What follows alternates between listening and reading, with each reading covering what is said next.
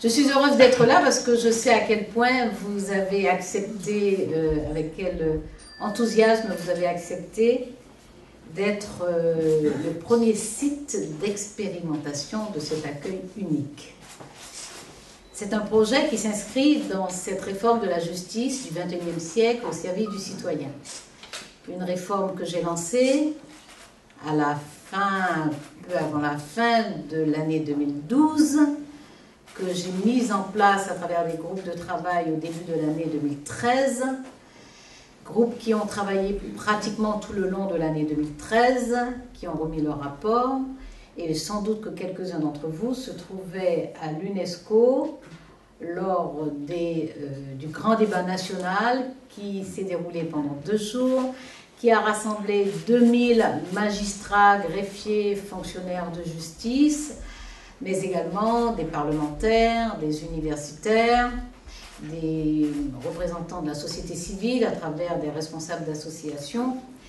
Et pendant ces 2 années, nous avons ensemble exploré, trituré, maltraité parfois un certain nombre de préconisations qui nous avaient été faites par ces 4 groupes de travail, 268 recommandations que nous avions déjà commencé à traiter pour essayer d'y trouver de la transversalité et en sortir les meilleures dispositions à mettre en œuvre pour que l'institution judiciaire entre de plein pied dans le XXIe siècle, totalement au service du justiciable et du citoyen de façon générale.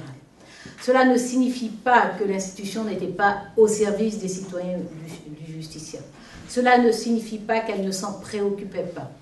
Mais il se trouve que ces dernières années, l'institution judiciaire a connu au contraire une accumulation, un empilement de missions, de charges, une série de difficultés liées à l'impossibilité de stabiliser les choses parce que une disposition étant à peine mise en œuvre, qu'une nouvelle venait la nuancer ou parfois même la contrarier.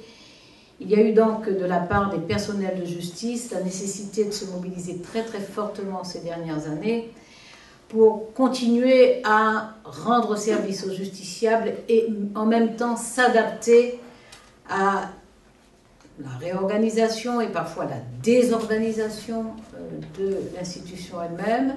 Il fallait reconsidérer tout ça en ayant conscience d'un atout considérable. C'est la qualité de ce que l'on appelle la ressource humaine. La qualité des magistrats, des greffiers, des fonctionnaires qui font vivre au quotidien l'institution judiciaire. Parce qu'on n'est pas dans le service public de la justice par hasard. On n'y travaille pas là par défaut. On y travaille parce qu'on aime ces métiers-là, on y reste parce qu'on aime ces métiers-là, mais surtout parce que l'on a un certain nombre de dispositions d'état d'esprit permanentes qui consistent à être sensible à l'autre, avoir de l'empathie pour celui qui traverse une difficulté, être capable d'écoute et avoir une haute idée de ce qu'est la puissance publique, de ce qu'est le devoir d'État et de la façon dont cette obligation qu'a la puissance publique d'être au service des citoyens, de la façon dont cette obligation doit se traduire au quotidien. C'est donc cette ressource humaine, ce sont ces personnels de l'institution judiciaire qui lui ont permis de traverser ces années difficiles. Difficiles par la réduction d'effectifs et le non-remplacement des départs à la retraite, difficiles par la réduction budgétaire ou des allocations budgétaires relativement déséquilibrées, difficiles par une accumulation d'obligations qui ont compliqué les méthodes de travail, difficiles par une surcharge de tâches avec des délais comprimés. Je pense par exemple à la résorption de la révision des mesures de tutelle, et difficile surtout psychologiquement par des propos de mépris, de défiance, par une parole publique qui méprisait des femmes, des hommes qui, au contraire, assuraient le fonctionnement de l'état de droit en permettant que cette belle mission, service public particulier, mais surtout mission constitutionnelle, soient réelles au quotidien. Des déserts judiciaires ont été créés avec ce que cela signifie, l'éloignement de ce service public pour les citoyens et notamment les plus vulnérables, c'est-à-dire une réduction de l'accès au droit. L'accès au droit est notre préoccupation. L'accès au droit, y compris avant l'accès à la justice. L'accès au droit, un site judiciaire qui informe, qui fasse connaître les droits, qui permette que ces droits, une fois connus, soient exercés. C'est dans cette logique que nous avons supprimé le timbre de 35 € qui entravait l'accès à la justice. Le droit est un service très particulier. C'est un service majeur dans une démocratie. Et nous ne devons pas concevoir ni autoriser des entraves à l'accès au droit. En acceptant d'accueillir cet accueil unique, en acceptant de conduire cette expérimentation, en acceptant de faire en sorte que le service public contribue au lien social, vous allez renforcer l'état de droit. Et je vous dis très sincèrement, toute ma gratitude. Je pense qu'il y a une exaltation, parce que j'ai bien perçu l'enthousiasme qui vous habite tous, il y a une exaltation à se préparer, à faciliter les choses pour le justiciable, à l'accueillir correctement, à l'informer totalement, à l'orienter efficacement, à l'accompagner avec la bonne distance entre le professionnalisme qui marque ce métier de greffier, avec ce professionnalisme et en même temps cette capacité d'écoute, avec à la fois cette rigueur qu'appelle toute action, toute mission liée à l'exercice du droit, et en même temps cette sensibilité de la relation publique. Donc merci d'accepter de le faire, de faire vivre cette réforme de la justice du XXIe siècle. Une justice plus proche, comme vous l'avez rappelé, Monsieur le Premier Président et Monsieur le Procureur Général. Une justice plus proche des citoyens, plus proche géographiquement, physiquement, plus proche de son mode de vie aussi. Cette justice plus proche, vous la rendrez encore plus réelle. Cette justice doit être aussi plus efficace. C'est pour cela que nous travaillons sur les procédures. Pour arriver à réduire les délais, il faut simplifier les parcours.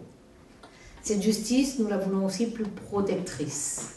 Plus protectrice vis-à-vis des victimes, plus protectrice vis-à-vis des justiciables, ceux qui, par les contentieux du quotidien, les difficultés de la vie économique, de la vie sociale, se retrouvent en situation d'appeler l'État au secours, d'appeler la justice au secours. Il faut qu'ils puissent accéder facilement à la justice.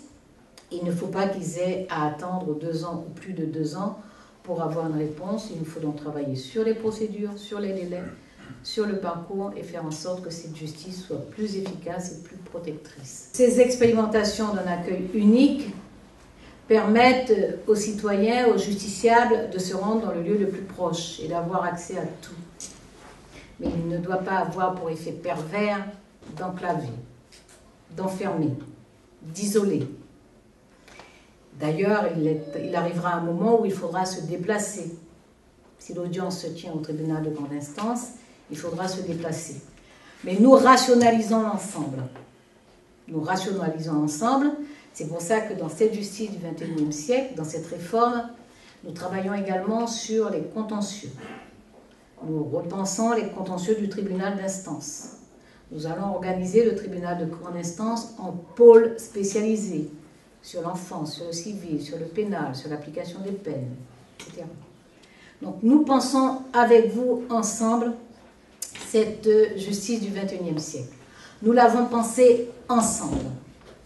Nous aboutissons aujourd'hui à la mise en œuvre de ce qu'a produit ce que j'appelle l'intelligence collective. C'est-à-dire la mobilisation de ceux qui savent, de ceux qui réfléchissent, de ceux qui pratiquent. C'est-à-dire le dialogue de personnes qui travaillent pour la même œuvre de justice, mais qui, au quotidien, ne sont pas forcément en situation de partager ce qu'ils sont appelés à faire. C'est-à-dire la capacité d'écoute qui a permis à chacune, chacun d'entendre l'autre et de comprendre la logique de l'autre, de comprendre et d'entendre les contraintes de l'autre. C'est-à-dire cette maturité qui a conduit les unes et les autres à écrire ensemble cette réforme pour la justice du XXIe siècle, à accepter l'abnégation, de faire en sorte que tous les efforts soient tendus vers le justiciable, vers le citoyen, vers l'autre.